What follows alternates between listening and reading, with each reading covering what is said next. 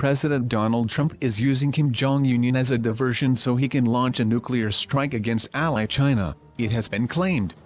The U.S. president is reportedly disguising Washington's defense strategy, which features an attack against Beijing, with a plan to curb North Korean nuclear aggression.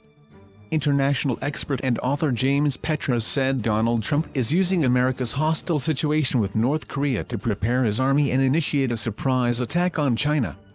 Mr. Petras said, Washington's strategy is designed to contain and influence China if possible, and an extreme basis for launching a nuclear attack on China.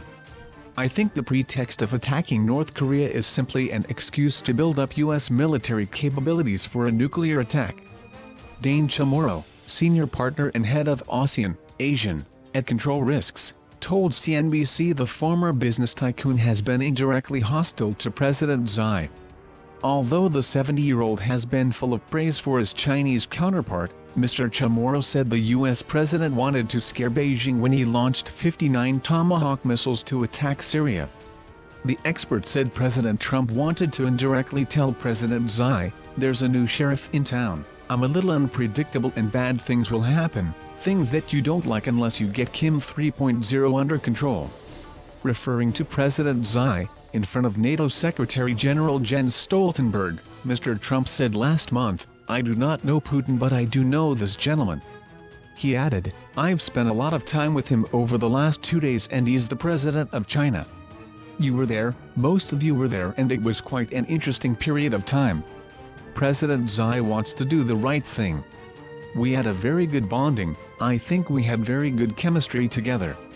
China must be prepared to topple Kim Jong-un or we'll do it," former U.S. chief claims. China must be prepared to destabilize North Korea and unseat Kim Jong-un, or face the consequences of American intervention, a former U.S. foreign policy chief has claimed.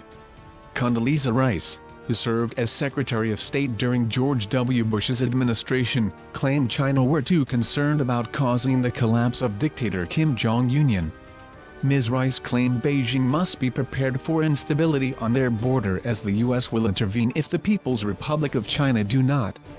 She added that in order to deal with the warmongering North strides towards a nuclear missile capable of striking the U.S. you have to change the Chinese calculus.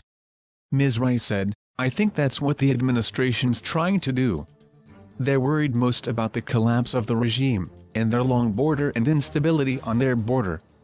But you have to say to them, even if you have to take very tough steps that might ultimately collapse the regime, you have to take steps because we will live if you don't." And I think that's the message that you're starting to see. Ms. Rice claimed that Kim Jong-un was reckless, maybe even a bit unstable, and warned that the secret of state attempting to develop nuclear capabilities must be a red line for President Trump. She said, "That cannot be countenanced by any American president. I don't care who's in the White House." It comes as North Korea threatened to turn the White House to ashes with a nuclear strike as Kim Jong-un's regime warned the days of the U.S. are over. In a scathing 2,000-word editorial published by Kim Jong-un's state media agency KNCA, Pyongyang condemned President Trump's decision to dispatch naval forces to the Japan Sea and promised a victory for the DPRK. The editorial read, "This is a stern warning to the U.S. imperialists and their stooges running amok for aggression and war moves. The world will clearly witness how the crime-woven history of the U.S. imperialists will be over, how the despicable remaining days of the South Korean puppet forces will come to an end, and how national reunification, the cherished desire of the Korean nation, will be achieved."